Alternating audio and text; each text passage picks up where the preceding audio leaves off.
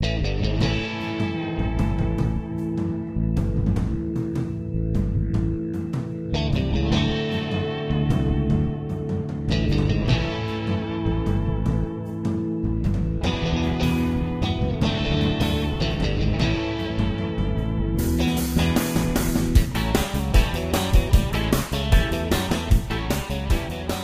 up, everybody? Welcome back to another Seals pod here on our YouTube channel. My name is Teddy Jenner, and we're happy to be joined this week by the Greer brothers, Bill and Zack. Gents, how the hell are you? Doing well, Teddy. Good, Teddy. This is I wonder, like, when was the last time you two saw each other? Because this is kind of a cool little reunion. Oh man, Grizzo, how long? It's been way too long. I mean, Bauer's like what now, 7 months, and we still haven't met my nephew. And yeah, we Zoom a ton, Grizzo, but it's been a while, man. Yeah, getting on the FaceTime, but in person, probably whatever team we dusted in that last game of the year. The Rochester game, yeah. Yeah. So it was the last time I saw all of you guys was that Rochester game. That's right. Crazy. That's sad. That's crazy, man. I know, right? Just going back and looking at some of the videos that we've been posting and the highlights and the memories, and just thinking back of that Star Wars game against Rochester. What a crazy night it was. But you mentioned it, Billy. Zack, congratulations on the birth of your son, man. Yeah, thank you. Yeah, it's weird to think that, it's been that long, 7 months. Almost you lose a year. But yeah, thank you. Everybody's doing well. An awesome addition to the family. Diversifies the two girls I got, and it makes it exciting for sure. You're obviously pretty busy with diapers and bedtime rituals and stuff like that. Your third kid, have you gotten it down to a bit of a science? No, it's an absolute mess. No question about it. The two others are 5 and 3, and so they're hands full on their own, and then he just throws another wrinkle into things. But we're having fun with it.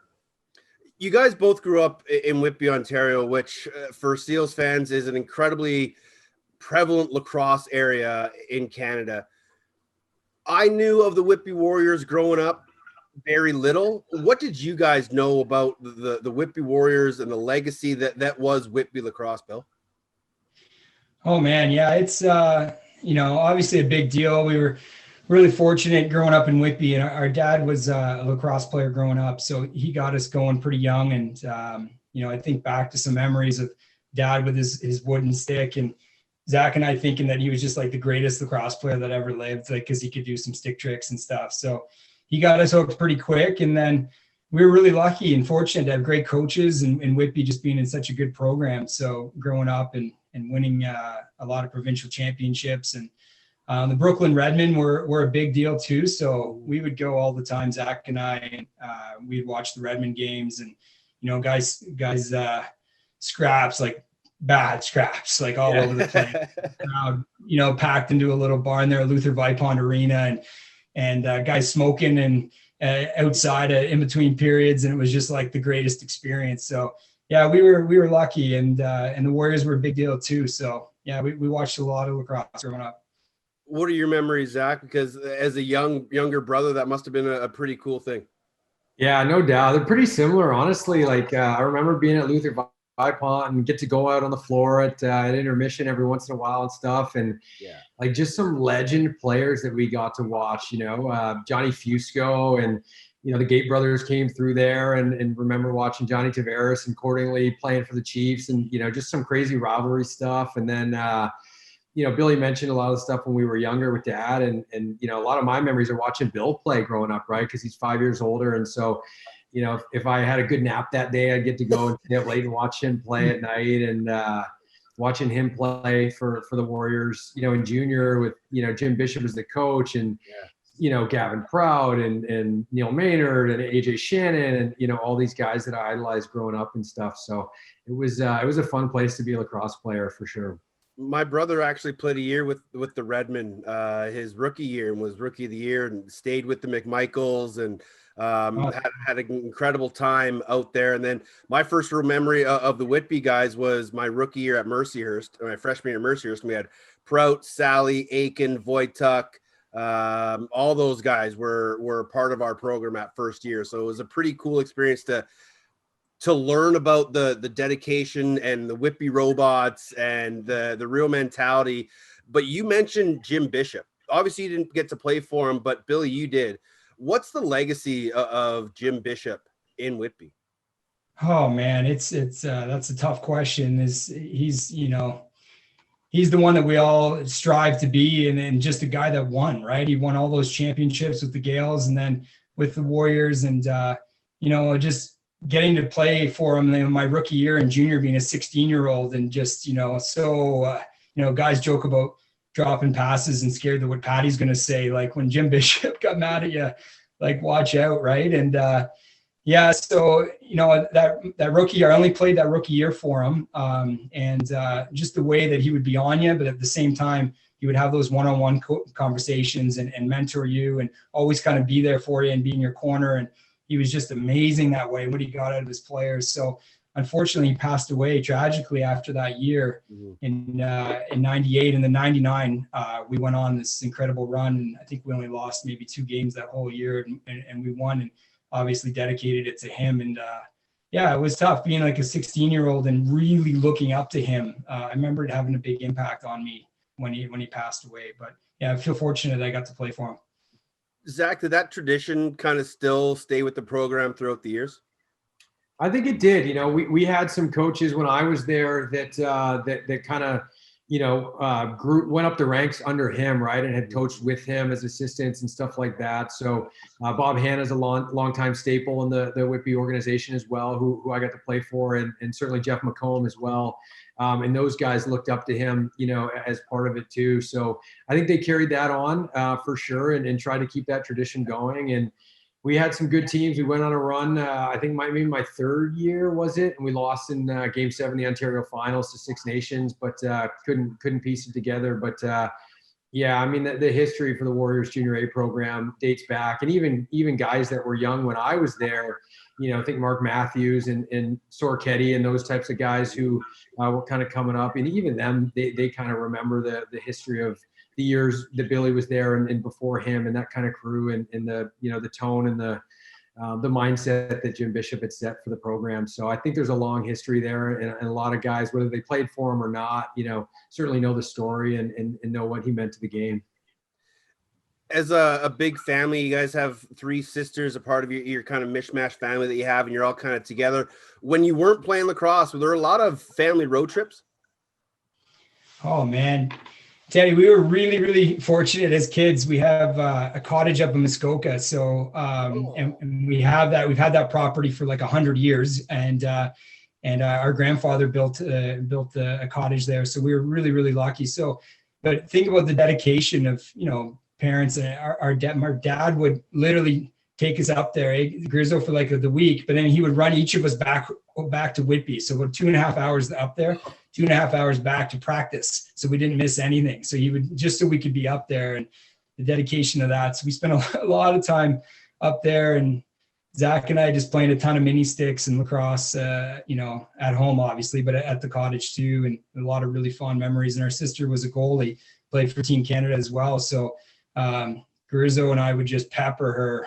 Like she got so tough, just soaking shots. Like I know Zach for sure wouldn't get in there. I wouldn't either, but she would just soak shots. She was a trooper. So yeah, we're really lucky that way growing up. It usually relies on the younger brother to go in net, but you guys have the younger sister that was just, that's it. You're in net, suck it up.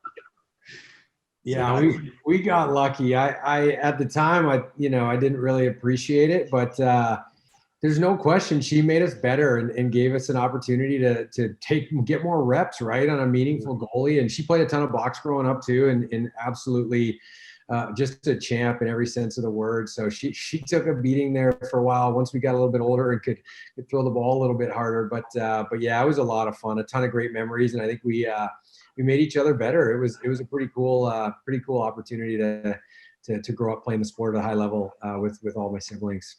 There are 5 years difference between you two, but what was it like having an older lacrosse brother, Zach? I mean, it was awesome. I got to go watch him play, and we got to spend a ton of time in the backyard. And Billy mentioned it, right? Our dad was a fanatic, right? So we had our sticks in our hands anytime we were together.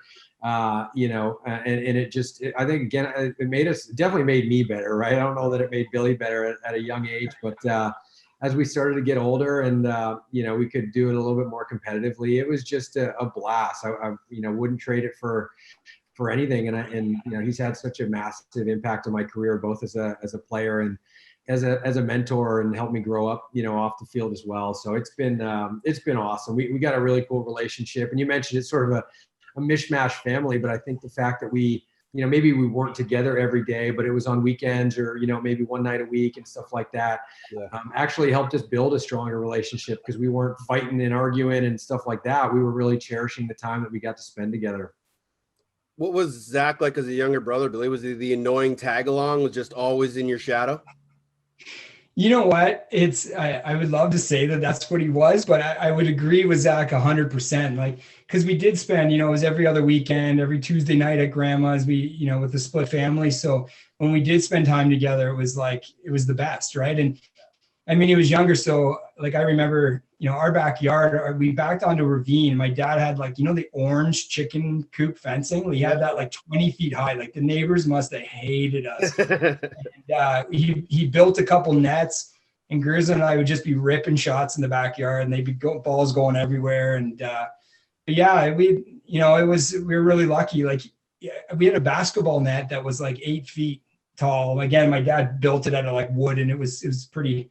It wasn't the best basketball net, but we would just battles, and I could dunk, and Zach would just get, and he would just get so bad. I wouldn't take it easy on him. I think we're both so competitive, so it would often end in some bitterness, but probably not good for me from too much confidence, and probably a good thing for you, Greer. So yeah, I took a beating for a while there in a lot of sports, but I don't know, maybe it toughened me up or taught me how to lose, I guess. Maybe I can lose gracefully now. But it was. It evened out, though. It even as we got older, it started to even out. It usually works that way. That way. How long have you been Greerzo? Has it always been your nickname, or was that something that kind of just grew naturally as you grew up? No, it actually came from a hockey coach when I was playing junior hockey for the Oshawa Legionnaires. And I'm going to blank on his name, Marchment, Brian or Brad, one of the brothers. But he gave it to me, and I don't know whether, because Billy was always Greer Z, right, to all his buddies, the guys he played with, and so it just ended up being a good twist on the typical Greer Z, and obviously when you're growing up playing hockey and lacrosse, you overlap with some guys that play hockey and lacrosse on the same teams and stuff. So yeah, I think it just carried over from that. So probably, wasn't Greerzo until about maybe 16 years old. And then, it's kind of stuck ever since. Billy, were you a hockey guy too? I mean, yeah, I was. I played AAA, all the way growing up and that. But I didn't get drafted to the O, and that was kind of a good sign that you weren't gonna make it. I got my claim to fame. I got to go to Oshawa Generals camp when I was 16 to an OHL camp. So, and then not getting drafted. But yeah, we were a big hockey family too. My dad, again, a lot of dad stories today. But moms were great as well, amazing. But dad spent a lot of time on the backyard rink, right? So we were very fortunate to play a lot of hockey in the backyard, and we both played pretty really high level hockey growing up. So it's just funny that way, right? Like my son Ryder and my daughter both play both hockey and lacrosse, and how well they translate, winter, summer sports, but they translate well together. Who was your best friend growing up, Billy? My best friend growing up? Yeah. Oh, good question. I had a really, really close group, probably Mark Miller, Chris Haley. I ended up not going down to the States to university, and went to University of Western Ontario in London. And I got to room with my best friend growing up, Chris Haley. And then there was about 5 of us that were pretty much inseparable in high school. We ended up all going to Western, and we won a Kufla championship there. A lot of us all playing on that team. So that was pretty special. Zach, obviously as a lacrosse guy growing up, you played with a lot of lacrosse guys as you grew up as a kid. Were your teammates your best friends, or did you have best friends outside of your lacrosse group?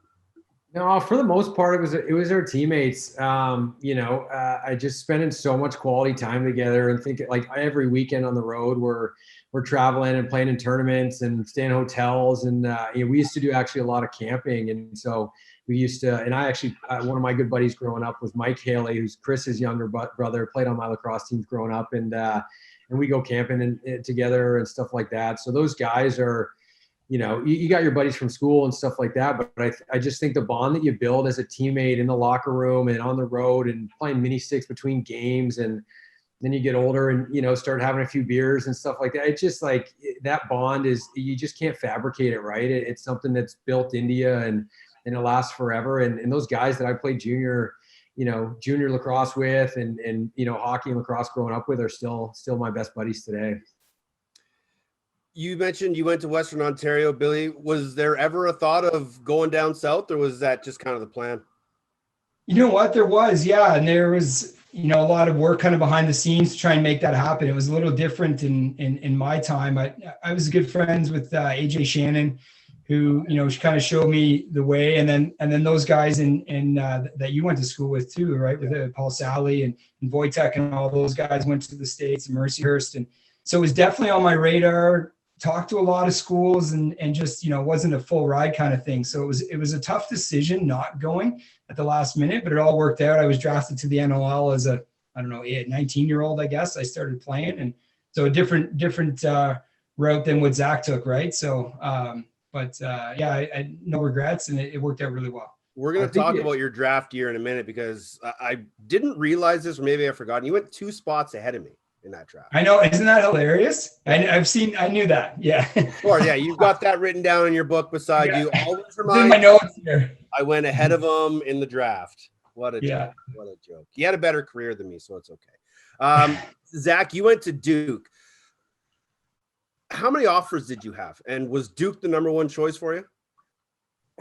So yeah, kind of a tough question in terms of offers, I think. And I was going to mention about Billy's career, right? Like, that was before Brody. And I really think, and Billy obviously being a kind of a two-way midfielder, or even carrying a pole at times, nobody was looking for Canadian poles, back in that time. Yeah. And so I think that made it tougher, where I came in at a time where AJ had just had a pretty monster career at Virginia, right? And Gavin, had gone to Loyola and done some stuff there too, right? And so people were kind of looking at, Canadians as goal scorers, right? And people who could play offense. And so I ended up playing in the U19 World Games, which were in Baltimore in 2003 as, I think it was probably 17, and ended up making the all-world team there. And so from that tournament on, it just really opened up the floodgates in terms of the interest. And so I probably, and again, we kind of needed a significant financial support to be able to make it work. And so that crossed some people off the list right there. But I did take 4 official visits.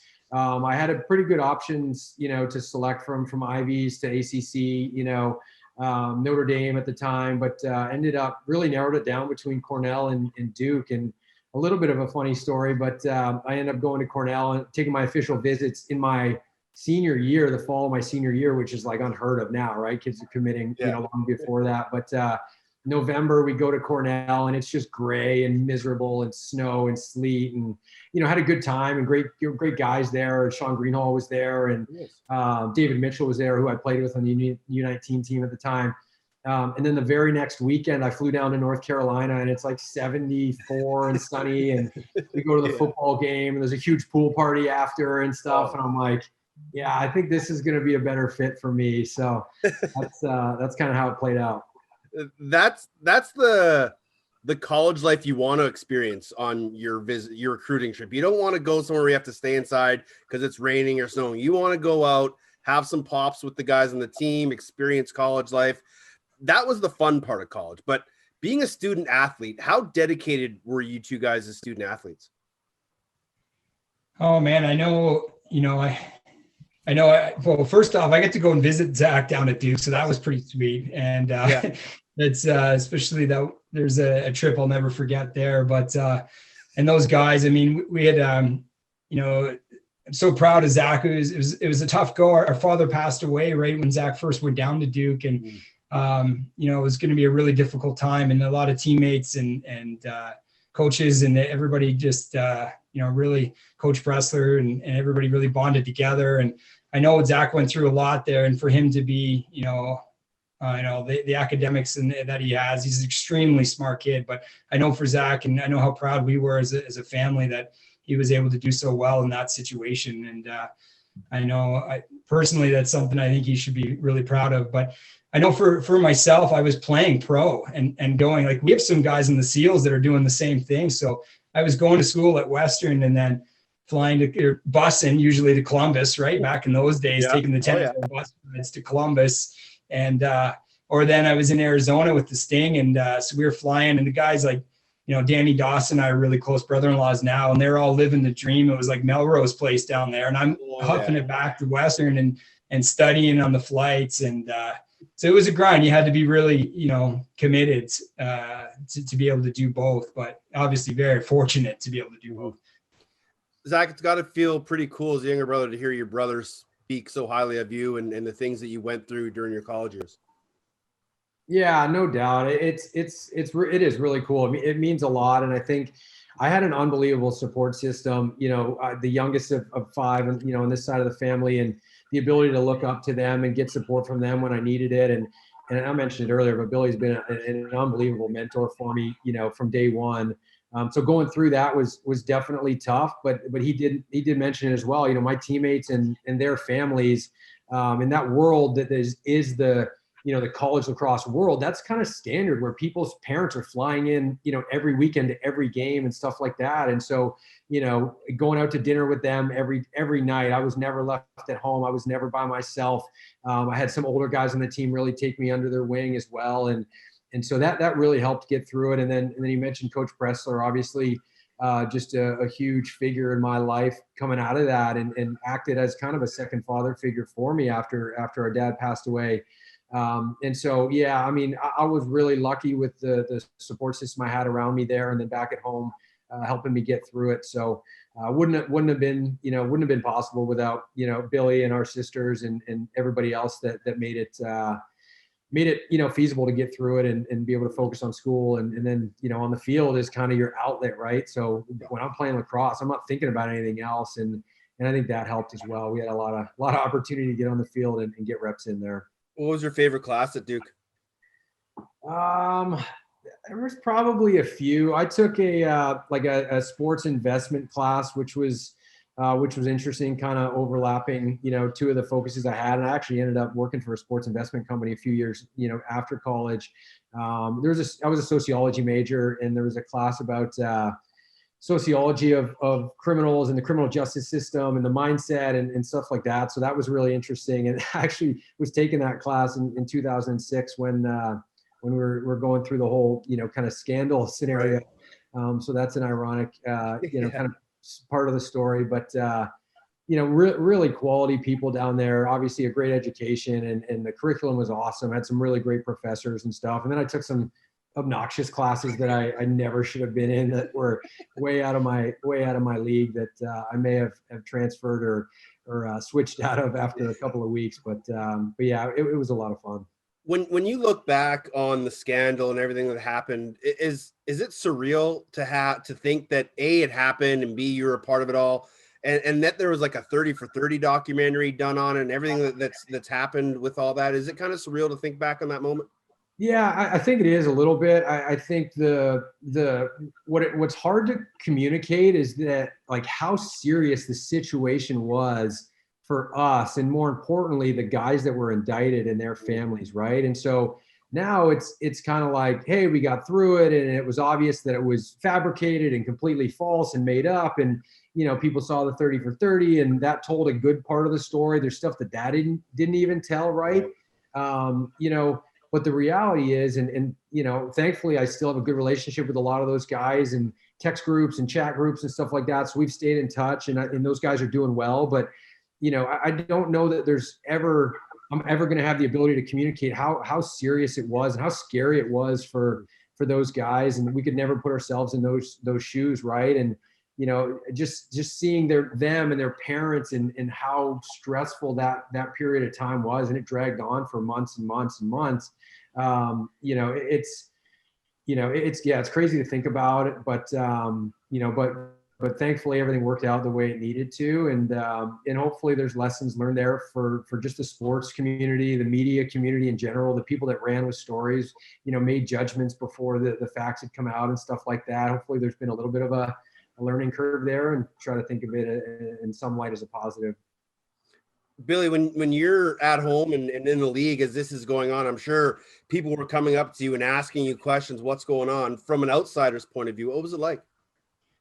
Oh, buddy, it was it was a crazy time. It really was. And Zack was actually really good. We kept in contact a lot during that time, Gerzo, and just, at first the shock of what happened, and then Zack filling us in that he was nowhere to be found, but that didn't mean anything, right? He could have been chosen and all that. So it was a really stressful, scary time for everybody, actually. And it was tough, and a lot of people asking questions and what do you know, and you're kind of saying, well, nothing happened and all that kind of stuff, right? And then you just felt for the guys, and because, like I said, a lot of those families were just so good to Zack and to us, and were really a support system for him. So you just felt for everybody. It was tough. Absolutely. Let's go to some happier moments. Draft night. It is a special moment for everybody. When we got drafted back in 2001, we did it over the phone. What do you remember about that draft and being selected by the Land Sharks, Billy? Yeah, it's good memories, but very different than what it is today at the drafts. Hey, Teddy, it was crazy, but it's funny. I got like a call or an email like the night before. It was in Buffalo, I think, and they said, "Oh, do you want to come to the draft? Like, your name has been brought up so many times." Like, right. And it was like 12 hours notice. I'm like, well, I don't think I'm going to go right now. But yeah, we watched the internet and saw our names being called, and obviously really lucky for me to go to Columbus and be part of an expansion team, and just an awesome group of guys. Like, you look at some of the names that were on that team. We had a ton of fun. We were all so young, and a lot of time on the bus. So there was a lot of team bonding and some great stories, and a lot of us still actually, keep in touch in that now. So yeah, I feel really fortunate. How did a nice guy like you become a D guy? Good question. Smiling over there, like, he's not. Look up. I should have had the stats in my stats, like my junior stats or earlier. I've got them here, buddy. I've got them here. Yeah, it's funny. I just was always more of a two-way guy, more of a D guy. But I had, some hands as a D guy. But it's funny. Like, I think back to teaching. I remember working with Zack on backhands, and me just thinking I was so good, just trying to teach him in a backhand. And then there came a time where he was doing stuff with a stick that I couldn't even come close to. And I'm thinking, I taught him everything that he knows, but it's not true. But I don't know, man. It's when we get on the floor, things change. 168 junior points. That's not bad. Is that what it was? It doesn't sound as good as I thought, but that's it's not bad. That's 5 years. It's a long time. It was a long time. Zack only had 186. You almost got him. Wow. We don't talk about games played then. Yeah, I would check the points per game there, Teddy. Let's see, 94 games played for Billy and only 67 for Zack. So yeah, a little bit of a different points per game. Zack, you got drafted a few years later in 2009 by Minnesota. Much different experience for you on draft night? Mine wasn't so hot, honestly. The draft was in Buffalo, and in the couple years before, they had brought guys in, and guys went to the draft and whatever. And for whatever reason, and I was working with Rich Furlong at the time, just such a good guy, and I think Billy worked with him too, and that's how we got in touch. And he's like, "Yeah," he's based in Buffalo, right?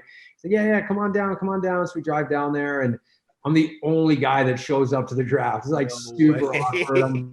I'm wearing a suit, and there's not a single other player there. I'm like, "Oh, Rich, what's going on here? He's like, well, I don't know. Everybody came last year. So it was a little bit awkward in that sense, but such a big night, right? Like I grew up watching the heydays of the Toronto Rock winning championships in Maple Leaf Gardens and stuff. And so to get your name called and, third overall, it just such a cool experience. And you kind of feel, not fulfilled, but like, you've reached, that goal of getting drafted to the NLL. So it was a little bit awkward and kind of funny to look back on it now, but such a cool night and something I'll never forget.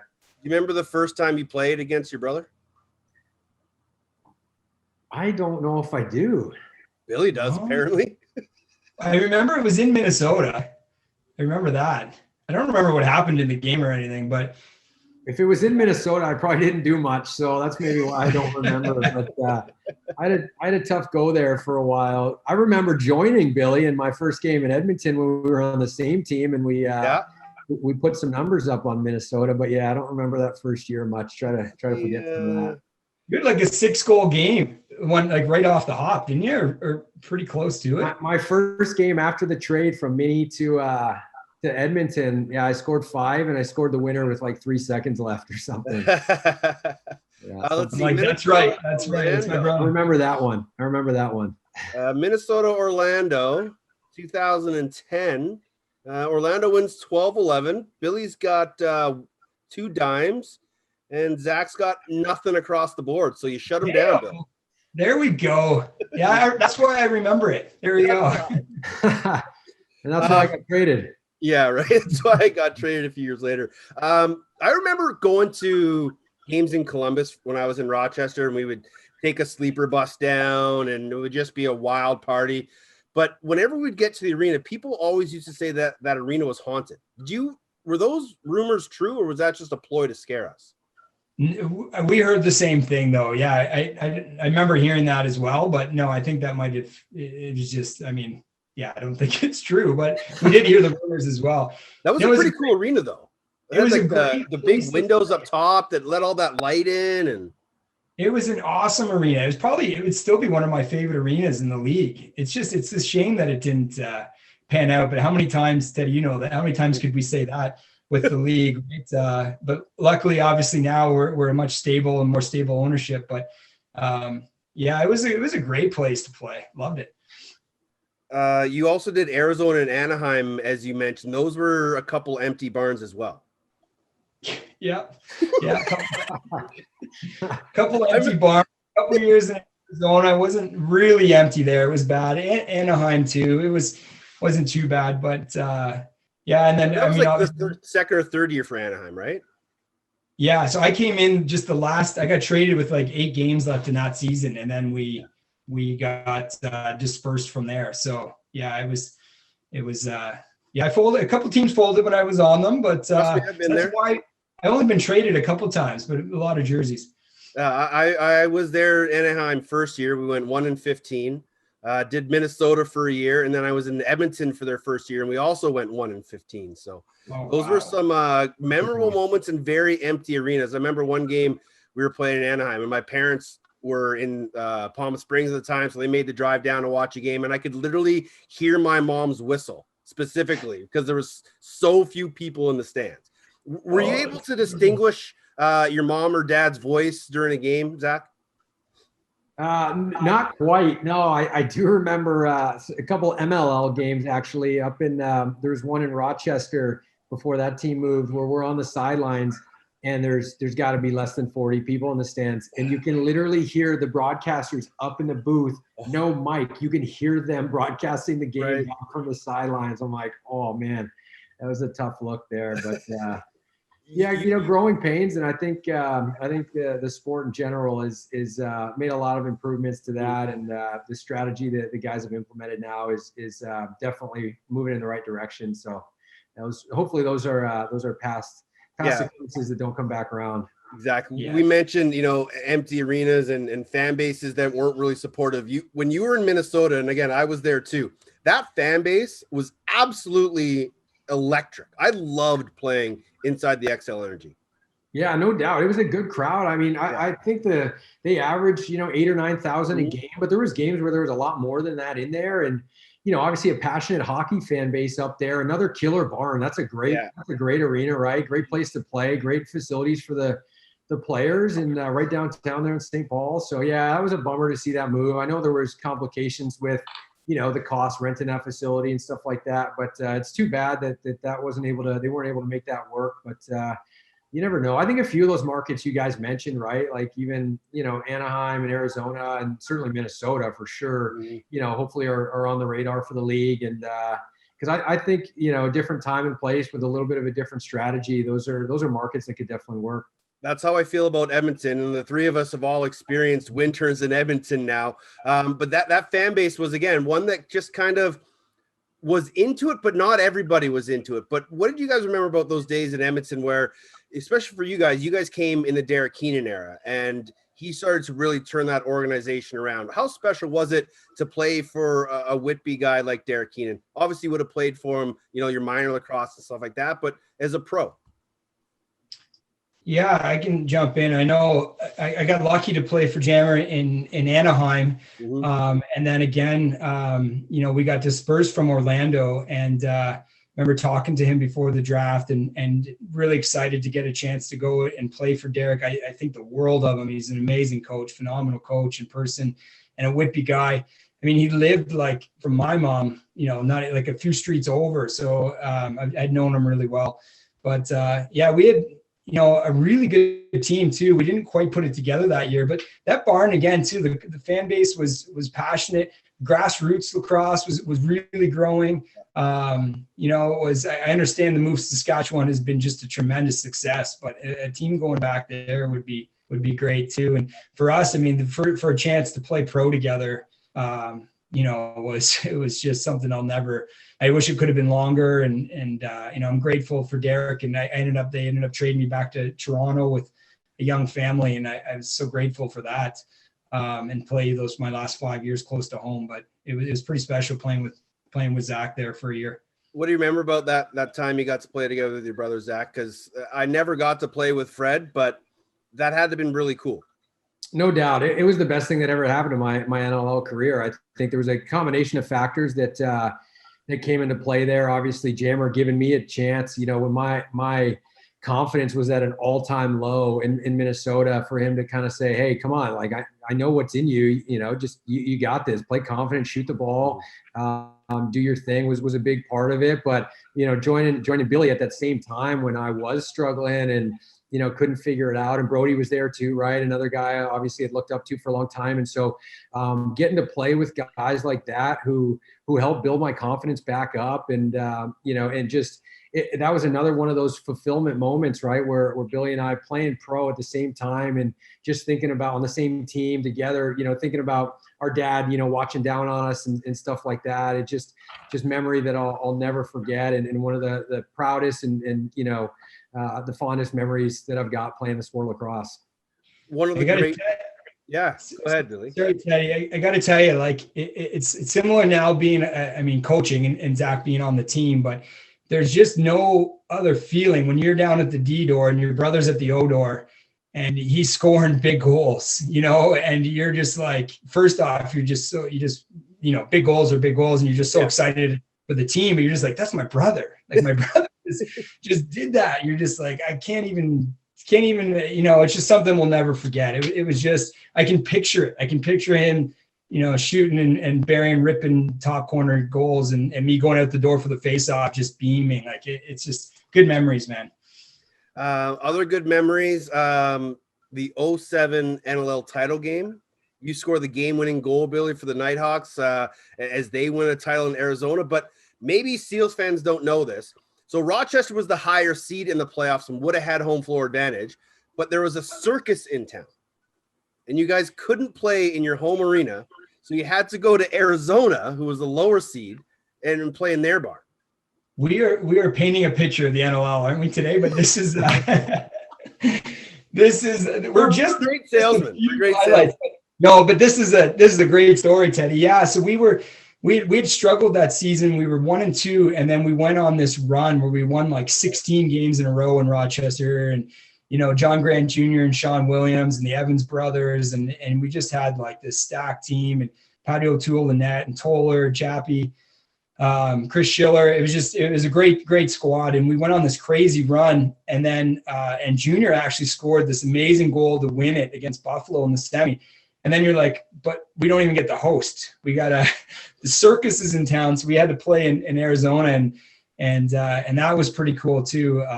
Doing that, cause that was my old team. And I mean, Dan Dawson being my brother-in-law at the time and playing against him, and then went in the party, and we had the cup in the pool, and it was a very different experience than doing it in Rochester. But yeah, one I'll definitely never forget. And at that time, you feel like you're going to win more championships. I mean, I lost a couple, one to this guy. We'll get there. But yeah, it was an experience I'll never forget. Those Nighthawk fans are something else. Nabber, K-Hawk cruising, like Gonzo. Like when I was there, they used to show up at like 6 a.m. radio appearance that I had with donuts and coffee. Like they were true diehards. They'd bring us breakfast or garbage plates at 3 a.m. after a night out partying at the hotel. Like the fans around the National Lacrosse League are second to none. And I think that's because as players, we have such a close relationship with them when we would do autograph signings. And, you know, back in our day, Billy, the post-game parties in the hotel where the fans and players would intermingle and have drinks together. But they really were true diehards of the Nighthawks and of the lacrosse league in general. Yeah, honestly, I have still memories, and I actually still keep in contact with some of those, those Nighthawk fans, and on social media, right? They'll reach out here and there and reach out back, and it's almost like a friendship that you develop, because you would talk to them pregame, postgame, and they would talk about the team and this and that, and they just were so into it. So I was so grateful to see that the Nighthawks, stayed in Rochester, and the team was, a new team was there for those fans, because that's just an amazing fan base. So. And it's something I think that we're very fortunate in this league, right? We as players, it's different than in other professional sports. There's no sport like it. You really, even in San Diego, you see what we do with the autograph signings after the games, and then the accessibility to the players is second to none. So some fond memories of some great people in Rochester. Exactly. Zach, the Saskatchewan fans, when you were there, and even still to this date, are second to none. Were you a little skeptical, like many of us, of how the NLL would work in Saskatchewan? Oh, and incredibly skeptical. Like, where are we going? Right. What's going on down there, up there, I guess, right? And I didn't know what to expect at all, right? And no, it's going to be okay. It's going to be okay. We're going to figure it out. People are going to be excited. And I do think that somebody was kind of like, hey, you guys, there's nothing going on there. You guys are going to be rock stars. And we're like, oh, okay. You get there, and it was like, that place was packed, and people were there, for first warm up. I remember, you're out there shooting around in these type of shirts, no helmets, and there's people walking down the stairs, double fisting, beers, and you're like, oh, this is going to be awesome. And they just rock, and they, stand up, and the, team did a good job, right? From game day operations and the production of it all, getting some buy-in and all that type of thing. It helped that we were really good and coming off of a championship, right? To at least get people in the doors initially. But that's only half the battle. You got to keep them there. They've done a really good job of that as well. So same thing, super, super passionate, great support. You see green jerseys all over the place. And it was really, really fun to be able to be a part of that first year, and then to win it in that building the way we did, with Cornwall scoring that goal at the end of the game and stuff. That's a pretty cool experience for sure. The year before, I kind of jumped ahead, but the year before, you two face off against each other in the NLL title game, Edmonton versus Toronto. There's an incredible picture, Billy. It's your Twitter profile picture of you two hugging after the game. What was it like battling against each other during that game when everything was on the line? Oh man, for me, I knew my career was, I didn't have many years left. So that was another really special year. Terry Sanderson, who was, a big mentor of mine and somebody I just admired so greatly. And we had lost Terry, and that year again, we just was like a magical season in Toronto. We just kind of put everything together, and those best 2 out of 3 games, and we just didn't have our best night that first night. So we knew we were in trouble then going to Edmonton and having to play them in their own barn and win that one. So, but I remember, like, our family, they're like, well, you've already won one, Billy, you won one.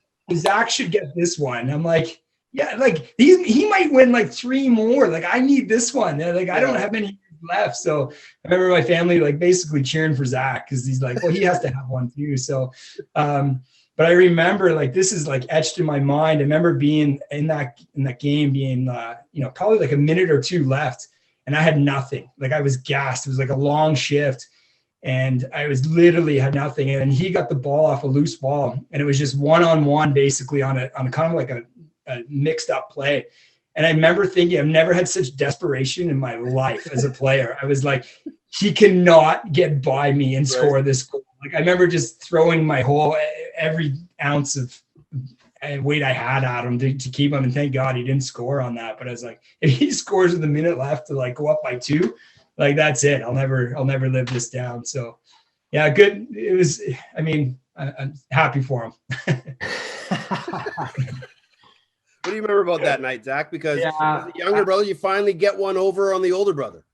Yeah, I mean that's payback for all the beatings I took for the first 15 years of my life. I mean he's still showing off, putting up videos of kids dunking on their younger brother on Twitter last week. Yeah, so, saw that. Yeah, people don't forget, Billy. But no, it was special. But I mean, that was honestly the definition of bittersweet, right? Like I remember that.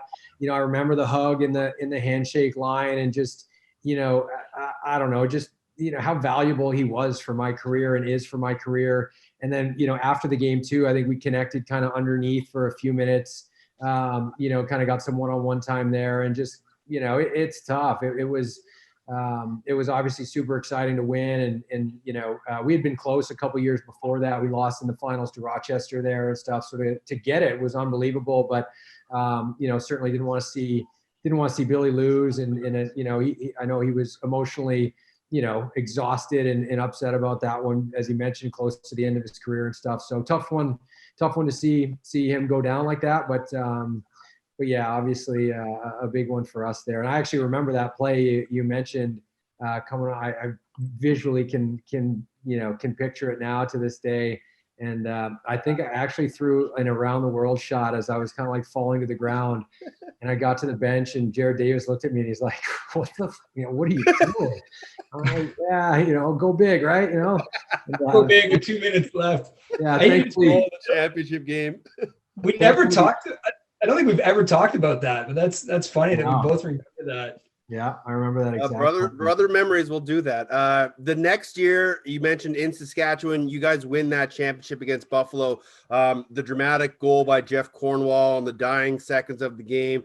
The place goes absolutely bananas. Have you ever been in an environment like that before? No, that was unbelievable. That was, I don't know, the moments you remember of like, hey, pinnacle moments in your career. Final Fours at Duke, right? When we played in 2007, there was 50,000 people, in Baltimore. So that's one, different environment. The World Championship in 2014 for Team Canada when we won that in Denver, and then that game in Saskatchewan with that place rocking was just unbelievable. It was a weird game too. I think back and forth, and there's some weird goals that went in on Cosmo and stuff, and so to win that one in that barn with all those people there, first year in Saskatchewan and stuff, that was a never forget moment. Billy, do you think he remembers when he got punched and took a ball to the face in the exact same shift? Oh man, I tell you, you and I were probably, when you saw that, I mean, we all like my first reaction was I laughed because I was like, oh geez, but that's awful. Like that's my brother.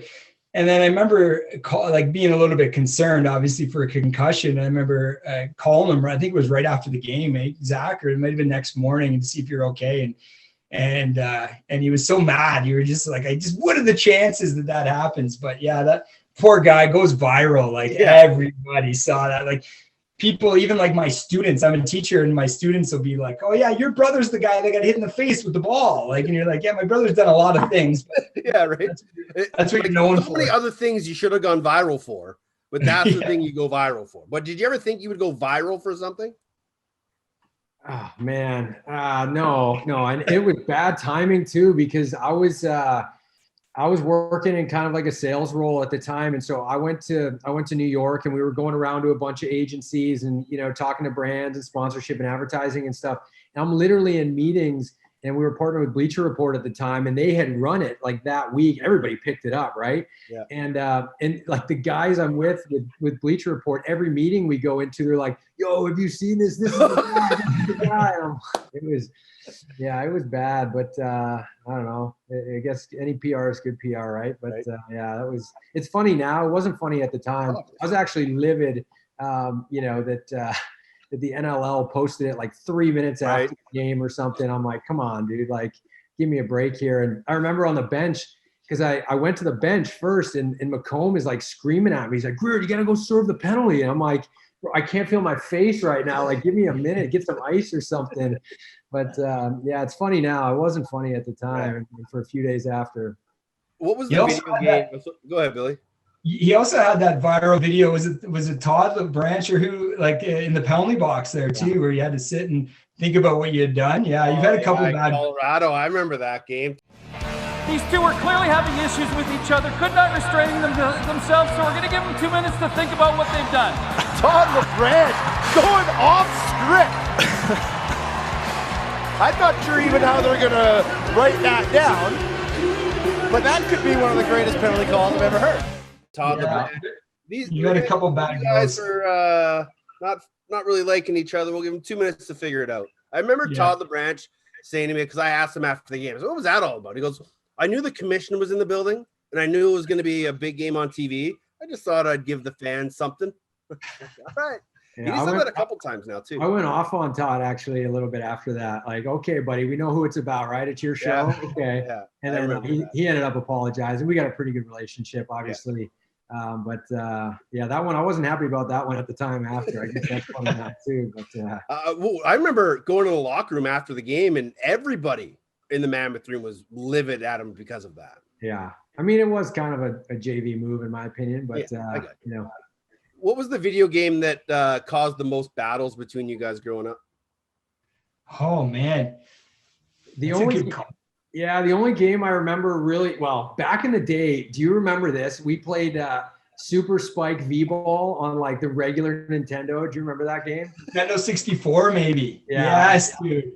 It was like old school, and then we had NHL '93 was a big one, and that's the year the Habs were really good, right? And so I think I became a Habs fan because of Billy and our dad and stuff. But I remember those two specifically, randomly, that I knew that off the top of my head. But those would probably be the two that I'd throw out there too, Teddy. This is good. A lot of hours logged on those two games. Do you guys still play video games online with each other or at all, or did kids take up your lives? Pretty much. You know what? Our fans, been pretty good through this pandemic, and getting together and having some Fridays, some playing cards and keeping pretty good in touch with FaceTime and stuff. So our sister lives in upstate New York too. So none of us are really close. So it's all virtual, but it's been good. I want to ask you guys one more thing, or a couple more things before we get out of here.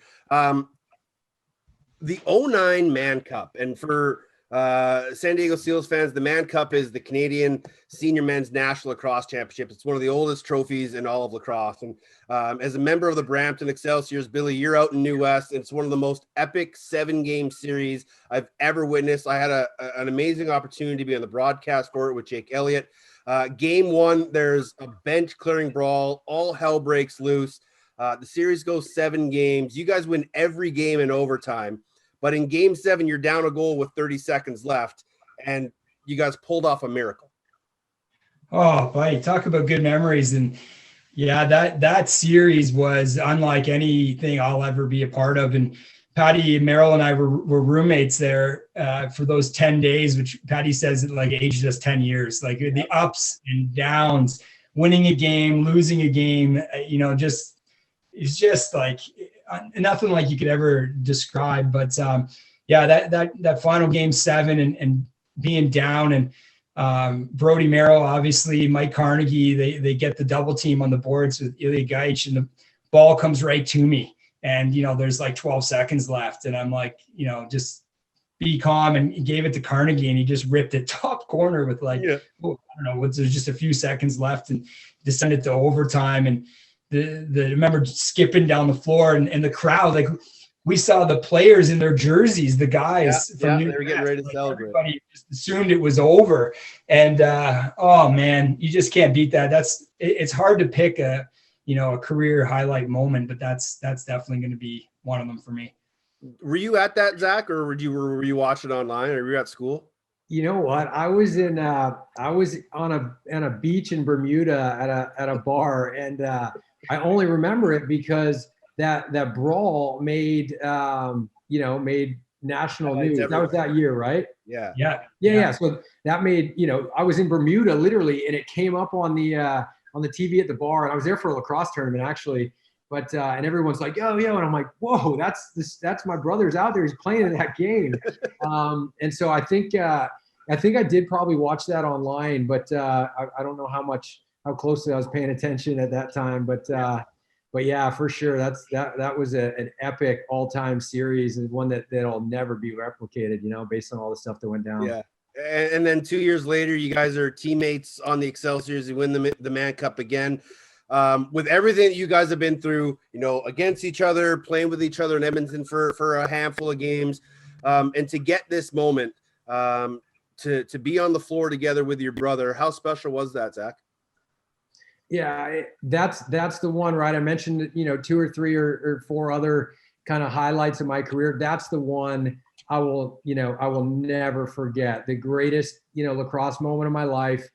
That year changed my life. It literally changed my life, going from, a couple tough years in Minnesota and just struggling and low confidence and getting on that team. And there's a funny story that I don't know how much time we have, but the first game of that year, we had a bunch of guys had left and decided not to play, right? And, Shooter and Brody and Patty and, a bunch of guys decided not to keep playing and so we were this like mishmash bunch of dudes, and I get on the bus. They pick me up in Whitby to go play in Peterborough, and I knew like 2 guys on the bus. And I'm talking to, I think Johnny McClure and Dylan Evans was there, and I'm kind of like looking around like, who are these guys? And they're like, we have no idea. And so we go down to Peterborough, and we get absolutely hammered, like 17-2. And Steinhaus is playing catch off the glass with himself in the third period, just rubbing it in. And then something happens where I think I got pushed into the crease or something, and Laverty jumps on me and rips my helmet off and just feeds me punches for like 30 seconds. And I get back on the bus at the end of the game, and I look at the coaching staff, and I'm like, it's Hazer and T, and I'm like, I just kind of like look at them, and they're like, promise, it's not going to be like this all year. It's not going to be like this all year. And just gradually, we just kind of got better, and we got some guys back, and obviously Billy gets in the lineup, and Doss, and things start coming around, and we went on an unexpected run there, beat Peterborough in the playoffs there, which was obviously nice redemption and a little bit of payback, and then just to win that with Billy, and that was a hug on the floor of the complete opposite end of the spectrum of the one that we had a couple years later, but just an unbelievable moment, and to win that and to be on the same floor as him doing it was just something I'll never forget, and certainly the highlight of my career. Was that the year you guys had Joey Walters on your team? Yeah, yes. We did. Yeah, it was me, Joey, and Frankie Rezateritz on the left side, and then Doss, Jarrett Davis, Johnny McClure, Joey Rez was on the right side, and a bunch of guys that nobody expected and nobody wanted at that point in time. And you guys lost, I think you guys lost the first game to Langley in the Man because Cos wasn't there because he was teaching, and there was all the talk that Cos wasn't going to be even able to come out because he was going to be teaching, and then all of a sudden he shows up and you guys just swept him after that. Exactly. Yeah. I remember we had my sister's wedding, Callie's wedding, and I remember Zach and I sitting there one day and just talking, and we were like, it was just as the playoffs were starting, and we're like, we could actually maybe win this thing. It just kind of clued in. We're like, we're actually pretty good. And that was an amazing moment. I was on that flight with Cos. We got the game too, because I was teaching too. We got not that it was me, it was Cos. And I think Doss too might've been there. And And the three of us came for game 2, and we ended up sweeping those 4 games. Cause was just so good in those nets and in the summers. But the best cheating goaltender of all time. Yeah. Oh, hey, I don't know. Summer ball. Hey, it's all good. But I think he would agree with that. What do you got there? Got this bad boy framed, man. What a feeling! That's the post-game celebration right there. That's sick.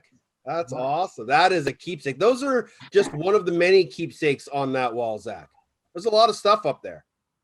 Yeah, it's kind of. I usually blur out my background because it's kind of lame having trophies of myself on the wall. Oh yeah, humble brag, eh, bud? Humble brag. Need somewhere to put it, I guess. All right, 2 more questions before we get out of here. Zach, let's start with you. How much of an impact did Billy have on you going to San Diego? Obviously, you came over in a trade, but at the time, you weren't sure if you're going to be playing or not. You had stepped away from the game for a year. When you get that call and you're traded, how much of Billy being there was a deciding factor to come out of the quote-unquote retirement? Yeah, I don't want to discount the rest of the organization and certainly Patty, but it was almost all of the decision was based on Billy being there. It was a weird situation, right? I was mentally exhausted. We had just had our second kid, and that second year in Colorado was a really tough one, and I could never really get bought in, and just mentally didn't feel there. Things weren't going well at work either, and so just I was done. I was literally done, and didn't think I was ever going to play again, and then it just kind of chip away, kind of just I don't know, and Billy was actually really good about it. He didn't put any pressure on me, and obviously I think he was excited about the prospect of it happening, but it wasn't really until last minute, and even when the trade happened at that point, I still kind of said no, and I don't know, probably a question for Patty Merrill and those guys, but I hadn't even committed to play at that point, and so. It was a little while after that, and then we started talking about it. Once the trade had actually happened, we were allowed to have a little bit more dialogue on it and, try to figure it out. It ended up working. But, yeah, to answer your question, there's no way I was coming back and I was going to play for anybody else other than if it was with Billy. So he was really the deciding factor there. And, Billy, at the time you were coaching with Patty with the Six Nations Arrows, the junior club, but when he reached out to you to join him in San Diego and Shooter and that coaching staff, did you take longer than 30 seconds? Oh man, I remember I was actually sitting basically where I am right now. I remember him calling and just being, I was so happy for Patty when he got the job, and I knew Patty's just such a winner, and I knew he was going to kill it, and I didn't really clue in that I would be potentially going to join him. So when he asked, obviously I was over the moon, and then and Shooter being involved, and those 2 guys that just I love them as friends and brothers, and they're just really, really good people, and we've been teammates for a long time, and Patty and I had been roomed together for many years of our careers, and we were very close, and then we coached in Six Nations, winning 2 Minto Cups. So and we just have a good rapport. The 3 of us just gel really, really well. 2 of the most competitive people you will ever meet in your life. But at the same time, they get how the dynamic works, and we just work really well together. So it didn't take long. I'm a teacher, and I'm in here in Ontario, and I was like, I'm going to make this work, buddy. Yeah. I don't know how, but I will fly across the country and make this work. And I actually took a leave of absence from teaching my first year in San Diego, and I worked as the junior school principal and the vice principal at the Hill Academy. That we all kind of planned that so I could fly a little bit earlier and take a little bit more time and focus on the SEALs too. So both life experiences that taking a plunge with Patty like that is something I'm so grateful for. Gentlemen, this has been a fantastic chat. Hopefully we can get to December 3rd and we can all get into Pechanga Arena and share some good memories in the sunshine and with the San Diego Seals fans. But stay safe. I know the pandemic has been keeping us apart, but hopefully we'll see each other soon. Appreciate this, guys. Thanks, Teddy. Yeah, same, Teddy. Really appreciate it, buddy. Good catching up.